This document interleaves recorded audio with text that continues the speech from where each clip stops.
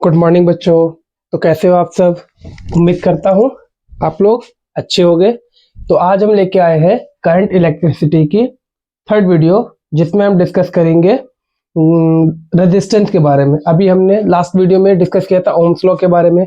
Ohm's law में हमने जो फॉर्मूला पढ़ा था वो पढ़ा था V is to I R, यही पढ़ा था हमने। ठीक, अब ये रेजिस्टेंस क्या है, ये किस पे डिपेंड करता है, हम इसको लेके इस वीडियो में डिस्कस करेंगे। ठीक है, अब जैसे हम ये फॉर्मूला देखते हैं, हमें लगता है कि भाई हम ऐसे बोलेंगे अगर कि R is equal to I by B, तो हमें देख के लग रहा है जैसे रेजिस्टेंस जो है पोटेंशियल डिफरेंस पे भी डिपेंड कर रहा है और रेजिस्टेंस करंट पे भी डिपेंड कर रहा है। बट ऐसा होता नहीं है। ठीक है, अरे सर क्यों नहीं होता? हम तो बचपन से पढ़ते आ रहे हैं कि R is directly proportional to I, R inversely proportional to potential difference. अगर ऐसा कुछ पढ़ा है, किसी ने पढ़ा है, तो वो गलत है। अगर ऐसा आपको आपने पढ़ा है या किसी ने पढ़ाया है तो वो गलत है, ऐसा नहीं होता। ठीक है, रेजिस्टेंस इस पे डिपेंड नहीं करता। अब देखो, अगर ये बात समझ में नहीं आ रही तो डेंसिटी का नाम सुना होगा 9th क्लास में। डेंसिटी जब आप पढ़ रहे होगे, ठीक है, तो जो है 9th क्लास की फिजिक्स में पढ़ा होगा आपने ये। ठीक, तो डेंसिटी क्या होती है? Density is equal to mass upon volume. Archimedes principle में पढ़ा होगा। ठीक है, तो density is equal to mass upon volume. क्या डेंसिटी मास और वॉल्यूम पे डिपेंड करती है? नहीं करती। दोनों पे ही नहीं करती, ना ही मास पे करती है ना ही जो है वॉल्यूम पे करती है। दोनों में से किसी पे नहीं करती। अब भाई कैसे? अब मान लो कि आप जो है एक ग्लास पानी लो, उसकी डेंसिटी मेजर करो, और जो आपके छत पे एक टैंक जो है ना, वाटर टैंक लगा हुआ है, उस वाटर टैंक की पानी का जो है अब वो करो, डेंसिटी मेजर करो।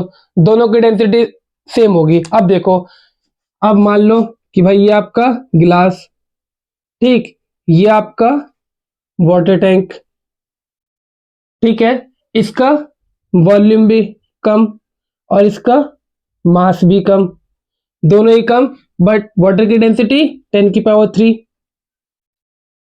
kg पर मीटर क्यूब। ठीक है, अब यहाँ पे टैंक मास भी ज्यादा और वॉल्यूम भी ज्यादा। यहाँ पे वाटर की डेंसिटी 10⁻³ मीटर kg पर मीटर क्यूब। ठीक है, तो अब डेंसिटी जैसे मास और वॉल्यूम पे डिपेंड नहीं करती कि भाई छोटे से ग्लास का जो है डेंसिटी आप मेजर करो, चाहे एक बड़े से टैंक का डेंसिटी मेजर करो, दोनों की डेंसिटी क्या होगी? सेम होगी। ठीक है, सिमिलरली रेजिस्टेंस करंट और पोटेंशियल डिफरेंस पे डिपेंड नहीं करता। तो भाई ये करता किस पे है? ठीक है, ये फिर करता किस पे है? तो चलो आज हम इसी पे डिस्कस करते हैं और अपना हेडिंग लिखते हैं।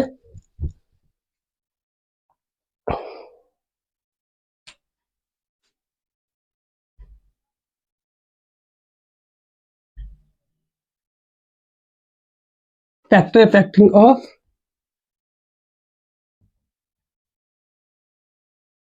Resistance of a conductor.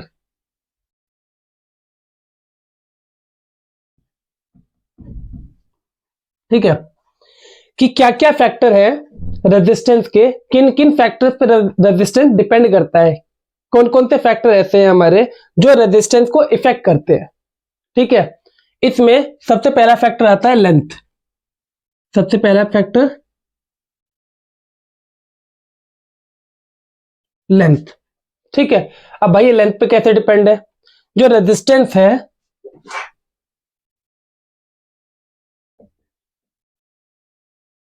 Resistance is directly proportional to the length.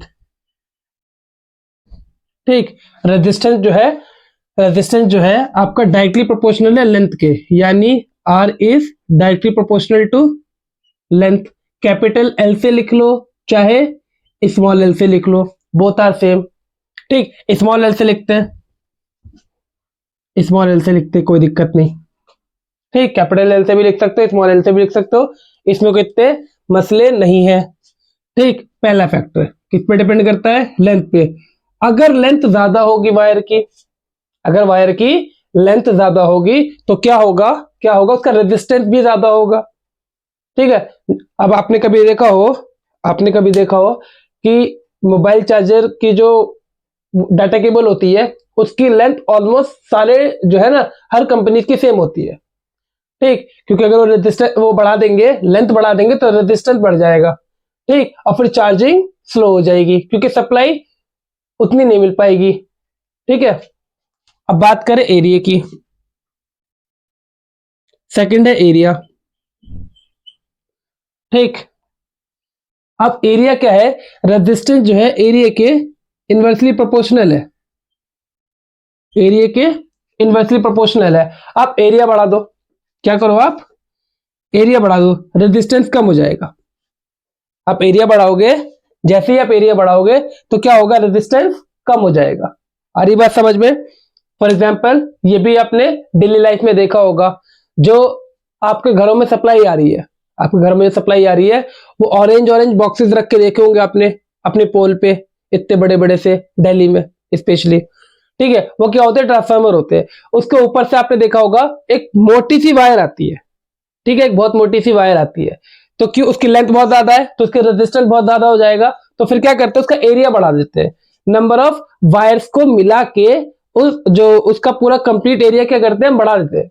इसलिए बहुत मोटी सी वायर होती है। ठीक है, तो एरिया बढ़ाने से रेजिस्टेंस कम हो जाता है। तो जो लेंथ का फैक्टर डोमिनेट कर रहा था वहां पे एरिया का फैक्टर आके उसे मेंटेन कर देता है, जिससे कि रेजिस्टेंस उतना नहीं बढ़े जितना बढ़ना चाहिए था। आ रही बात समझ में? क्लियर हुई बात कि एरिया, एरिया के रेजिस्टेंस क्या है? इनवर्सली प्रोपोर्शनल है। ठीक, अब देखो, अब आ जाओ, अगर हम इन दोनों फॉर्मूले को कंबाइन करें, अगर हम, अभी है दो फैक्टर और है, चार फैक्टर पे डिपेंड करता है। ठीक है, हम फॉर्मूला बाय फॉर्मूला समझेंगे।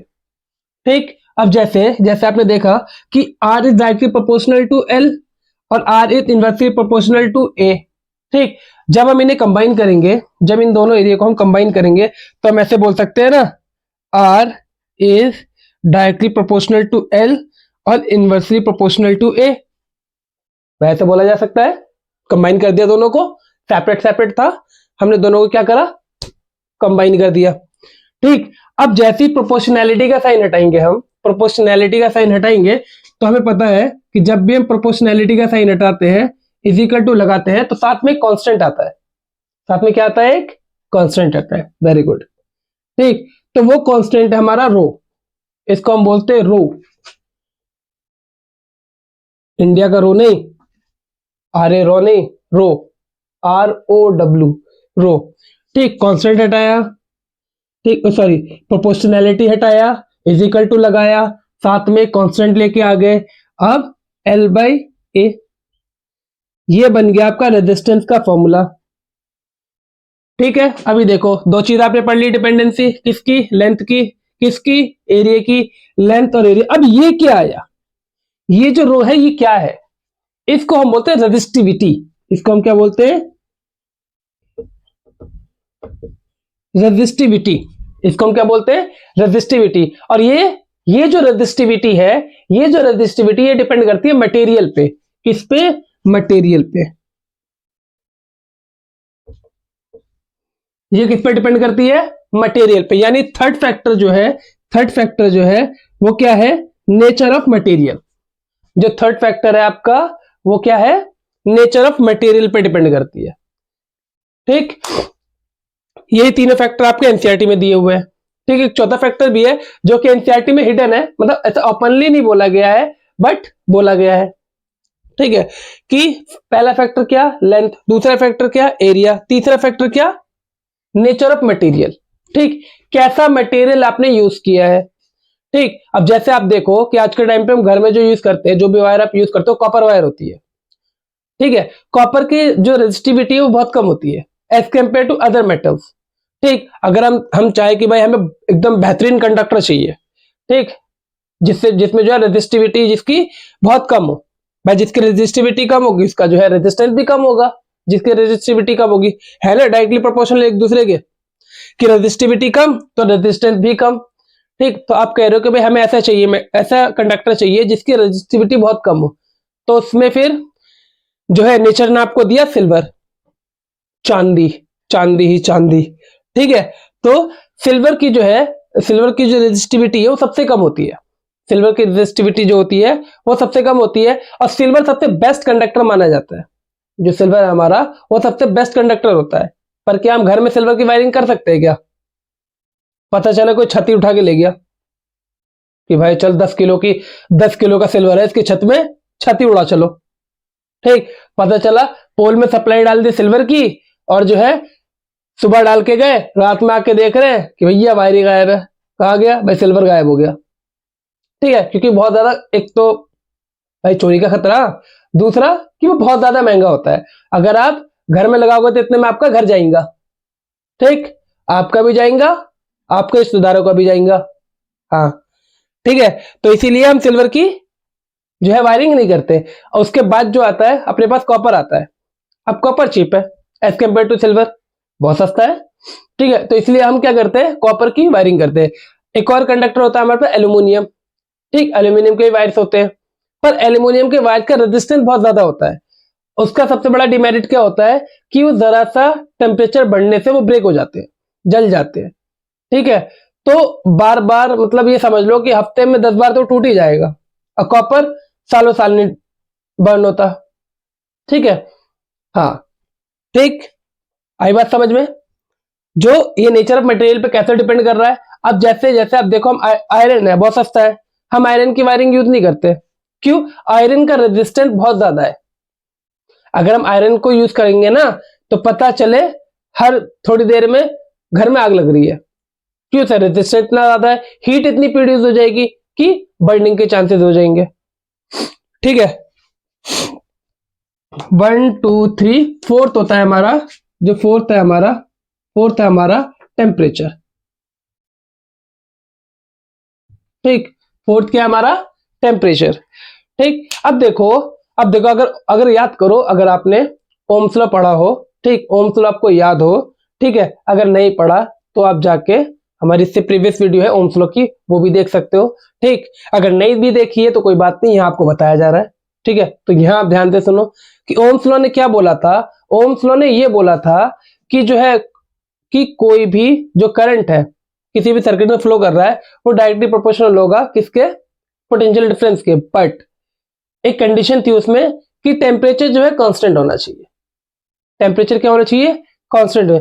टेम्परेचर वेरी नहीं करना चाहिए। क्या हमारा एटमॉस्फेयर का टेम्परेचर कांस्टेंट है? नहीं है, वो तो वेरी कर रहा है। ठीक, एनसीईआरटी में ये वही हिडन है कि ओम्स ने बोल रखा है ये बात। ठीक, फैक्टर में 3 चीजें हैं, चौथा फैक्टर ये है जो कि ओम्स ने बोला है। ठीक है, तो जो है ओम्स ने बोल रखा था ये पहले, तो ये सेपरेट 3 ये दिखा रखे, चौथा ये है। ठीक है, तो इसमें जब आप देखोगे टेम्परेचर के अकॉर्डिंग, कि आप ये देखो कि गर्मियों के टाइम पे जो मीटर्स वगैरह में बहुत आग लग जाती है। ठीक, बहुत सारे ऐसे केसेस सुनने को मिलते हैं कि उस घर में मीटर में आग लग गई, वहां मीटर में आग लग गई, वहां मीटर में आग लग गई। ठीक है, स्पेशली जिन एरियाज में गर्मी ज्यादा पड़ती है। ठीक है, तो वो जो आग लगती है वो इसी वजह से लगती है, टेम्परेचर बढ़ जाता है। एक तो रेजिस्टेंस है, ऊपर से टेम्परेचर बढ़ा, दोनों का हीट एड अप हुआ और बर्न हो गया। ठीक है, रेजिस्टेंस बहुत ज्यादा हाई हो गया। अगर आप देखो कि आप उसको देखो, क्या नाम है आपका, जो टंगस्टन होता है उसका जो है रेजिस्टेंस बहुत हाई होता है, सबसे हाई होता है टंगस्टन का। ठीक, जब टंगस्टन में जो है, टंगस्टन फिलामेंट में जो करते हो, क्या कहते हैं, हीट पास कराते हो, नाइक्रोम ले लो या टंगस्टन ले लो। ठीक, उसमें जब आप इलेक्ट्रिसिटी पास कराते हो तो वो रेड हो जाते हैं, हीट की वजह से वो क्या हो जाते हैं? रेड हो जाते हैं। ठीक, इतनी हीट प्रोड्यूस करने लग जाते हैं कि इतना हाई रेजिस्टेंस होता है उसका। ठीक है, उस पर आप कोई चीज भी, कोई पेपर टच करो एकदम से जल जाएगा। ठीक है, आई बात समझ में? ठीक, तो रेजिस्टेंस का जो मेन फॉर्मूला है वो ये है। ठीक, रेजिस्टेंस किस पे डिपेंड करता है? लेंथ पे, एरिया पे, नेचर ऑफ मटेरियल पे और टेम्परेचर पे। इन तीनों चीज पे देखो, 3 चीज तो अपने को फॉर्मूले में मिल गई, ये तीनों चीज तो अपने को फॉर्मूले में मिल रही है कि भाई लेंथ पे भी डिपेंड करता है, एरिया पे भी डिपेंड करता है, और नेचर ऑफ मटेरियल पे भी डिपेंड करता है। चौथी चीज हमारे पास टेम्परेचर है। ठीक, कि रेजिस्टेंस जो है टेम्परेचर पे भी डिपेंड करता है। आई बात समझ में? चलो ठीक, एक क्वेश्चन लेते हैं हम कि हमें जो है दे दिया गया, if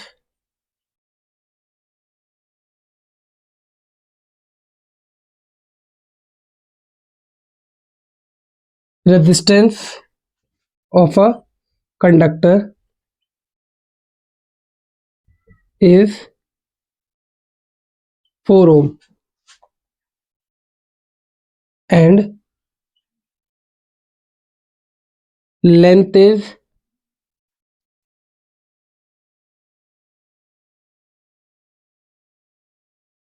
5 meter and 5 meter and area of cross section is 5 meter square. Find the resistivity of the conductor. ठीक, आपको बोल दिया कि जो रेजिस्टेंस है, ये क्वेश्चन है आपके पास कि बोल रहा है कि एक जो है रेजिस्टेंस, एक कंडक्टर है आपके पास जिसका रेजिस्टेंस जो है वो 4 ओम है, 4 ओम, और जो उसकी लेंथ 5 है, 5 मीटर। ठीक, और एरिया ऑफ क्रॉस सेक्शन भी उसका 5 मीटर स्क्वायर है। तो आपको फाइंड करना है कि कंडक्टर की लेंथ सॉरी, कंडक्टर की रेजिस्टिविटी क्या होगी। तो सिंपली फॉर्मूला आपके पास गिवन है, वैल्यू देखो, आर आपको दे रखा है, आर आपको दे रखा है 4 ओम, 4 ओम। ठीक, और जो है लेंथ आपको दे रखी है 5 मीटर, और जो है एरिया आपको दे रखा है 5 मीटर स्क्वायर। सिंपली फॉर्मूले पुट करेंगे तो क्या हो जाएगा, 5 इन 5 रो, नहीं 4 रो 5 अपॉन में 5, तो ये कट गया, सिंपली क्या आ गया, जो रेजिस्टिविटी आई 4 आई। अब रेजिस्टिविटी की यूनिट क्या होगी? ठीक है, अब रेजिस्टिविटी की यूनिट क्या होगी? ठीक, तो बात करते हैं, अगर हम देखें, देखो रेजिस्टेंस की जो यूनिट होती है, रेजिस्टेंस की यूनिट होती है ओम। ठीक, रेजिस्टेंस की यूनिट होती है ओम। ठीक, इसका जो सिंबल होता है, हम जो शो करते हैं वो ऐसे शो करते हैं। ठीक, ये इसकी एसआई यूनिट है, रेजिस्टेंस की ओम। ठीक, और लेंथ की होती है मीटर, लेंथ की क्या होती है, मीटर, और एरिया की क्या होती है, मीटर स्क्वायर, एरिया की मीटर स्क्वायर। तो अब हमें रेजिस्टिविटी की निकालनी है एसआई यूनिट। ठीक है, तो रेजिस्टिविटी की एसआई यूनिट, भाई अब रेजिस्टिविटी की निकालनी है, रेजिस्टिविटी को अकेला छोड़ दो, बाकी सबको इधर ले आओ। तो रेजिस्टिविटी इज इक्वल टू ए, इधर आएगा, यानी आर इंटू ए अपॉन में लेंथ। अब रेजिस्टेंस की यूनिट ओम, एरिया की यूनिट मीटर स्क्वायर, और लेंथ की यूनिट मीटर, मीटर से मीटर मारा तो क्या आई यूनिट निकल के, इसकी यूनिट निकल के आई ओम मीटर। क्या यूनिट निकल के आई, ओम मीटर। रेजिस्टिविटी की जो यूनिट होती है वो क्या होती है, ओम मीटर होती है। क्लियर है बात?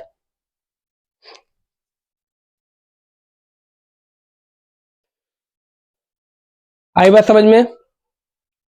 ठीक, ये इसकी एसआई यूनिट हो गई ओम मीटर।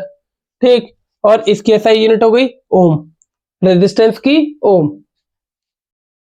क्लियर है?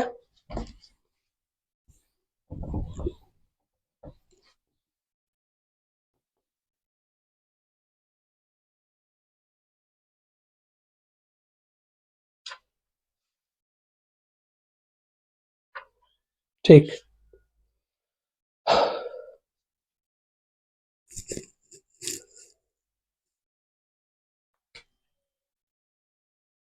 एक क्वेश्चन और है, a copper wire of a length 2 metre, a copper wire of a length 2 meter and the area of cross section and the area of cross section is जो है 1.7 into 10 की power 4, ठीक है, metre square, ठीक, 10 की power 4 metre square, ठीक है, has a resistance of has a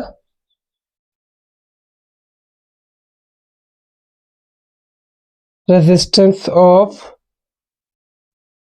2 into 10 की power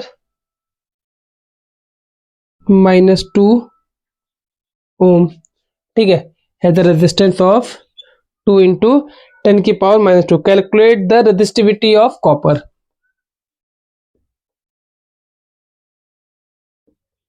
calculate the resistivity of copper. चलो कोशिश करो करने की खुद से।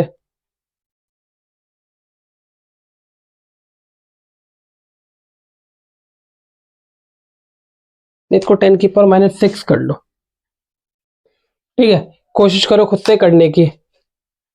फॉर्मूला यही लगेगा।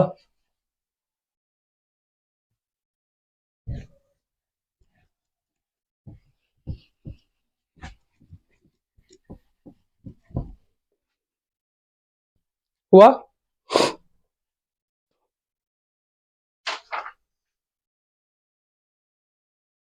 देखो सबसे पहले गिवन लिखो। गिवन आपको एल दे रखा है कितना, 2 मीटर, ठीक, और आपको एरिया दे रखा है, एरिया दे रखा है 1.7 इंटू 10 की पावर -6 मीटर स्क्वायर, और आपको रेजिस्टिविटी दे रखी है 2 इंटू 10 की पावर -2 ओम। ये दे रखा है। आपको क्या निकालना है? आपको क्या निकालना है? रो निकालना है। तो rho is equal to R A by L. R दिया हुआ है आपको 2 इंटू 10 की पावर -2 इंटू ए दिया हुआ है 1.7 इंटू 10 की पावर -6, और लेंथ दी हुई है 2 मीटर। 2 से 2 मारा। रेजिस्टिविटी ऑफ कॉपर क्या आ गया आपका? बेस सेम है, पावर ऐड हो जाएगी, तो 1.7 इंटू 10 की पावर -8 ओम मीटर। तो कॉपर की जो रेजिस्टिविटी है वो इतनी होती है। कॉपर की जो रेजिस्टिविटी है वो होती भी इतनी है कि 1.7 इंटू 10 की पावर -8, ठीक है। और जो है सिल्वर की जो होती है वो होती है 1.6 इंटू 10 की पावर -6, ठीक। क्लियर है बात? ऐसे इसके इजी से न्यूमेरिकल्स आएंगे, सीधा उठाओ फॉर्मूले में पुट करो, कुछ नहीं करना, उठाना है और फॉर्मूले में पुट करना है, आपका आंसर आ जाएगा।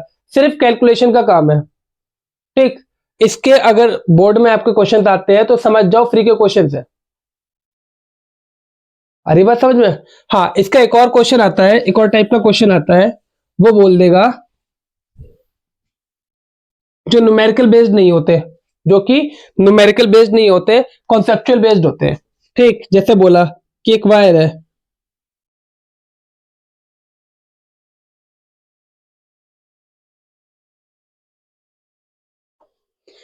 अब ये नहीं कहना सर इतनी मोटी वायर कौन सी होती है, ऐसी कौन सी वायर आ गई, ये जूम करके दिखाया गया आपको, एक पीस ऑफ वायर लिया, इसको जूम, ठीक है। अब ये एक वायर है, इसकी लेंथ एल है, ठीक है, और इसका एरिया ऑफ क्रॉस सेक्शन, देखो जो एरिया की बात करते हैं ना, एरिया पूरे वायर का नहीं निकाला जाता, एरिया ऑफ क्रॉस सेक्शन निकाला जाता है इस सर्किल का, ठीक है, इस सर्किल का एरिया ऑफ क्रॉस सेक्शन निकाला जाता है, ठीक। अब जो है एरिया ऑफ क्रॉस सेक्शन दे दिया ए, ठीक, और इसकी रेजिस्टिविटी है रो, ठीक है। तो रेजिस्टेंस क्या निकलेगा इसका? यही रेजिस्टेंस, ये आएगा ना, R is equal to rho L by A, ये इसका रेजिस्टेंस आया, ठीक। अब हमने क्या किया, इसको हीट किया, मतलब हीट करके मेल्ट किया और इसकी लेंथ डबल कर दी, इसी वायर की लेंथ एल, जो एल मीटर की जो लेंथ थी उसी को हमने 12 मीटर कर दिया। अब एक नया वायर बनाया जिसको हमने क्या किया, इसी वायर से जिसकी बस लेंथ बढ़ा दी। अब जब लेंथ बढ़ाएंगे डबल करेंगे तो क्या इसका एरिया ऑफ क्रॉस सेक्शन कम होगा कि नहीं? बिल्कुल होगा। कितना कम होगा? अगर ये 12 होगा तो ये a/2 हो जाएगा। जब ये 12 होगा तो ये क्या हो जाएगा? a/2 हो जाएगा।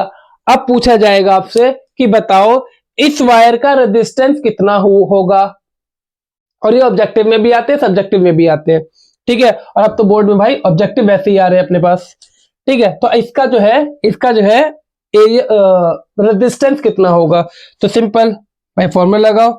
आर ये था, R dash is equal to rho L dash upon A dash, ये अपना हो गया अब एल डैश, ये अपना हो गया अब ए डैश। वैल्यू पुट करो, ठीक। रो तो रो है क्योंकि अभी भी वायर सेम है। मान लो ये भी कॉपर का तो ये भी कॉपर का ही है, दोनों की रेजिस्टिविटी सेम होगी, ठीक। एल की जगह पे क्या लिखेंगे हम? 12। ए की जगह पे क्या लिखेंगे हम? a/2, यानी a/2। 2 ऊपर जाएगा तो हो जाएगा रो 4l/a। तो हम इसको ऐसे लिख सकते हैं 4 रो l/a, ऐसे लिख सकते हैं ना। अब देखो ये क्या है, ये हमारा आर था, रो l/a हमारा क्या था? आर। तो हम बोल सकते हैं जो नया वाला रेजिस्टेंस है पुराने वाले रेजिस्टेंस से 4 टाइम ज्यादा है। जो नया वाला रेजिस्टेंस है पुराने वाले रेजिस्टेंस से 4 टाइम ज्यादा है। आई बात समझ में? ठीक। तो आपके इस टाइप के भी क्वेश्चन आते हैं, ठीक है। स्पेशली ऑब्जेक्टिव में तो आते हैं ये इस टाइप के, ठीक है। बहुत सिंपल से कॉन्सेप्ट के साथ देखो, 1 2 3 स्टेप में हो गया, ठीक है। तो इसलिए ये ऑब्जेक्टिव में आते हैं। आई बात समझ में? क्लियर है? चलो अब नेक्स्ट वीडियो में हम डिस्कस करेंगे कॉम्बिनेशन ऑफ रेजिस्टेंस, ठीक है। हमारे पास 2 टाइप के कॉम्बिनेशन होते हैं, एक सीरीज कॉम्बिनेशन और एक पैरेलल कॉम्बिनेशन, ठीक। इनकी डेरिवेशन भी है, कभी कभी इनकी डेरिवेशन भी पूछ ली जाती है बोर्ड में, ठीक है। 3 नंबर में कि जो है बताओ पैरेलल कॉम्बिनेशन और सीरीज कॉम्बिनेशन को ड्राइव करो, ठीक है। तो इसको हम नेक्स्ट वीडियो में कवर करेंगे। जब तक के लिए बाय बाय।